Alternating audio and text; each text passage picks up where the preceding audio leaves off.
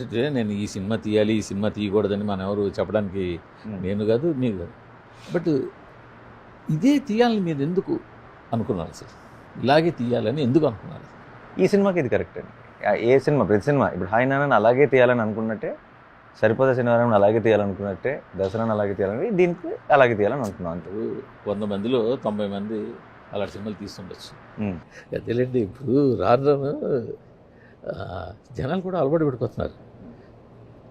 ఇప్పుడు జనాలు అలవాటు ఎప్పుడైనా సరే అండి చాలా తొందరగా ఎక్కువ అలవాటు పడితే మంచిది. ఎందుకంటే వాళ్ళకి విరక్తి వచ్చి దెన్ వేరే ఒక టైడ్ మారుతుంది. మీకు అర్థమైందా? It's always good. ఇప్పుడు ఫర్ ఎగ్జాంపుల్ మొన్న ఎవరో చెప్తున్నారు, ఏమవుతుందండి, ఏఐ వస్తుంది, ఏఐని ఎక్కువ యూజ్ చేసేస్తున్నారు, ఫ్యూచర్ ఏంటండి అందరూ యూజ్ చేస్తుంటే అన్నారు. తొందరగా ఎక్కువ మంది యూజ్ చేయాలి, ఇంకా ఎక్కువ మంది యూజ్ చేయాలి. ఎందుకో తెలుసా? చాలా ఎక్కువ మంది యూజ్ చేసేసిన తర్వాత ఓవర్ అయిపోతుంది ఏఐ. అప్పుడు మళ్ళీ ఏఐ లేకుండా సపరేట్గా నిజంగా తీసిన వాటికి ఒక వాల్యూ వస్తుంది. సో ఇప్పుడు నేను ఎప్పుడైనా సరే ఏంటి ఇలాంటి ఫిల్మ్స్ ఎక్కువ అవుతున్నాయి అని అనుకున్నాను. అది ఇంకా చాలా ఎక్కువ అయిపోవాలని కోరుకుంటాను. ఎందుకంటే ఎక్కువ అయిపోతేనే మళ్ళీ సర్కిల్ మళ్ళీ స్టార్ట్ అవుతుంది. సో జనాలు కూడా ఇమ్యూన్ అయిపోయారులేండి. జనాలు కూడా ఇమ్యూన్ అయిపోయారు. నో, ఇట్స్ అ సైకిల్ అండి. It's and I'm not someone. ఇది ఒక స్ట్రాటజీ ఆఫ్ రాజమౌళి గారి లాగా అనుకోవచ్చా? ఆయన కూడా సినిమా ముందే ప్రిపేర్ చేస్తుంటారు. ఆయన నేనేం తీయబోతున్నాను, నేనేం చెప్పబోతున్నాను అంటే రాజమౌళి గారు ఈజ్ నాట్ అబౌట్ ఫస్ట్ నుంచి ఆయన స్ట్రెంగ్త్ ఏంటంటే ఆ విజువల్ ఇంపాక్ట్. మనం చూస్తున్నప్పుడు మనకు గూస్ బంప్స్ రావడం ఆయన స్ట్రెంగ్త్. అది కథ చెప్పేయటం వల్ల ఆయన ఈ ట్విస్ట్లు టర్న్లు గ్యాంగ్ కాదు ఆయన మీరు కథ ఒక్క ప్రెస్ మీట్కి వచ్చినా మొత్తం అంతా చెప్పేసి ఇది నేను చేయబోతున్నాను, మీకు వస్తుంది ఆ రోజు చూసుకోండి మీరు అని ప్రిపేర్ చేస్తారు.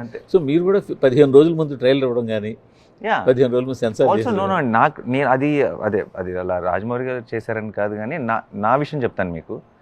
ఇప్పుడు నేను ఒక నెట్ఫ్లిక్స్లో ఒక సినిమా చూడాలనుకోండి, నేను ఈ రోజు దాకా ఆ సినిమా పోస్టర్ చూసి ప్లే నొక్కలా, దాని సినాప్సిస్ చదివా.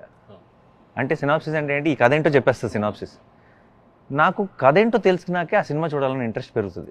అలాంటప్పుడు మనం ఎందుకు దాయటం అనే దాని మీద మనం చాలా మనకి సినిమా ఇండస్ట్రీలో ఎస్పెషల్లీ అయ్యండి మొత్తం చెప్పేస్తారేంటి. ఇప్పుడు యాక్టర్లతో ఇంటర్వ్యూ జరుగుతున్నప్పుడు కూడా అది చెప్పొద్దు, లేదంటే అది దాయాలి అని అంటుంటారు. ఏం దాయకర్లా, సినిమా అన్నది విజువల్ మీడియం అంతేగా. అండ్ ఆల్సో సినిమా అన్నది విజువల్ మీడియం అంటే ఏంటి, చూసి ఎంజాయ్ చేసే ఒకటి. అది చెప్పడం వల్ల పోతే అసలు సినిమా తీయటం ఎందుకు కదా.